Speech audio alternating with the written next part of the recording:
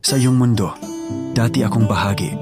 Ang bawat hakbang, bawat yapos, ay itinahi sa pagitan ng ating mga kamay, sa pagitan ng mga pangarap na hindi natapos. Ngunit heto ako ngayon, nakatayo sa gitna ng alingawngaw ng iyong mga yapak, unti-unting lumalayo, pinipilit na hanapin ang sarili sa pagkawala mo. Hindi na ako luluhod sa mga alaala, hindi na hahayaang itulak ako ng mga alon ng kahapon. Pinatuyo na ng hangin ang mga luhang minsang walang patid sa pag-agos. Ngayon, natuto ng huminga kahit sa gitna ng lungkot na minsang humihila pababa. Sa iyong mundo paulit-ulit akong nawala. Sa bawat pagkapit, lalo akong nababasag. Kaya ngayoy alam ko na, hindi lahat ng kapit ay kailangan.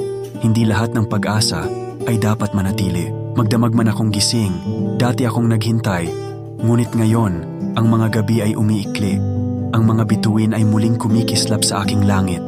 Hindi ko nahanap ang iyong mga kamay sapagkat sa pagtanggap ng pagkawala, nakita kong ang tunay na kalayaan ay nasa pagbitaw. Sa iyong mundo, ayaw ko nang bumalik. Hindi dahil sa galit kundi dahil alam kong masakit at ang paghilom ay nasa pagparaya.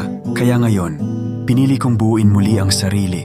Unti-unti dahan-dahan sa labas ng iyong mga pangako, sa labas ng iyong mga yakap na hindi na muling darating. At sa wakas, sa iyong mundo, ay natutunan kong hindi na ako kabilang, sapagkat ang tunay na lakas ay nasa pagtanggap ng tadhana, sa pagpapalaya ng puso, at sa paglayo upang muling matagpuan ang kapayapaan. Sa iyong mundo, hindi na ako babalik.